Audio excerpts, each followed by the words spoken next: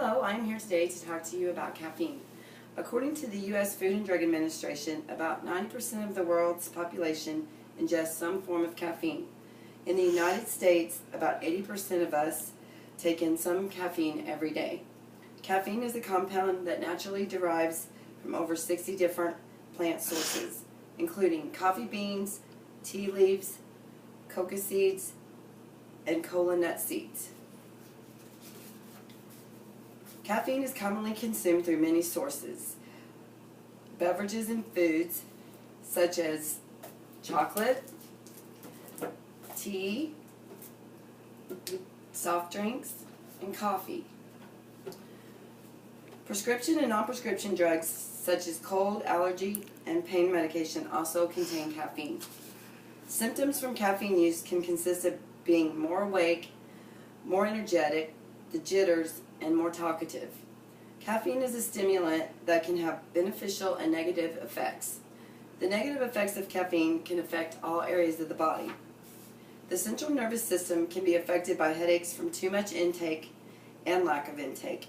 It can also cause sleep disorders to worsen. Overdoses of caffeine can cause confusion and hallucinations. Death can also occur.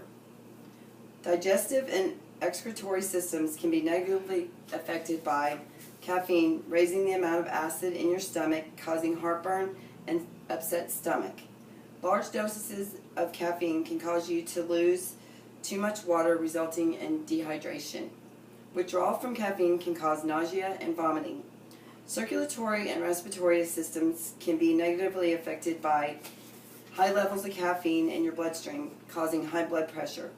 If you have irregular heart rhythms, caffeine may make your heart work harder.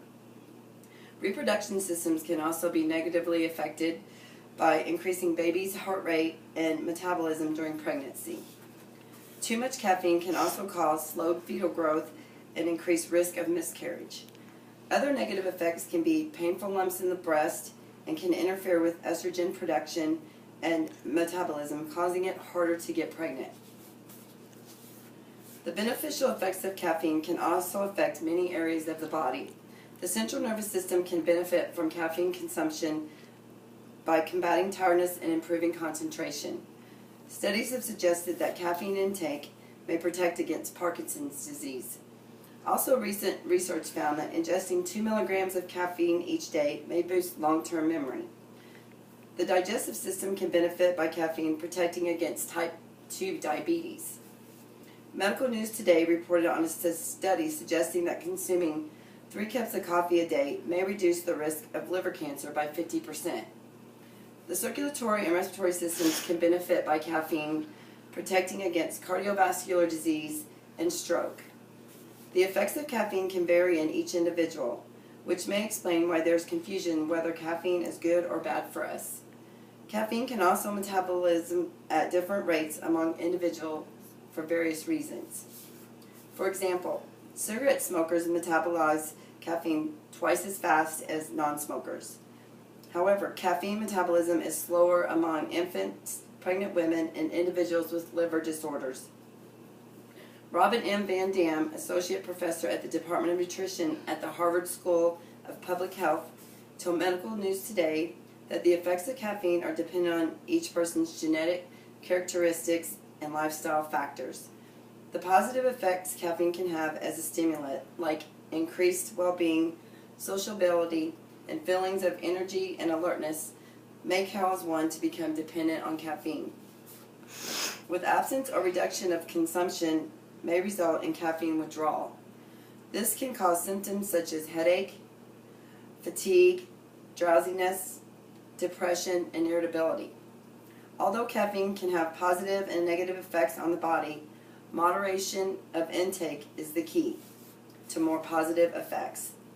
When one is wondering whether or not to have that second cup of coffee, they will now know what it will or will not do to them. And another thing that I wanted to bring up is there is other ways that you can substitute caffeine with these products. These obviously are caffeinated. They make decaffeinated tea. They make decaffeinated coffee. And as far as your soft drinks, I drink Mountain Dew, but they also make a caffeine-free Mountain Dew. And it's not diet, it's just caffeine-free. Good to drink closer to bedtime for me so I can stay awake, or not stay awake. So the caffeinated is better for the daytime when I want to stay awake. But this is the information that I have on the negative and positive effects of caffeine on your body. Thank you. Did I get to 5?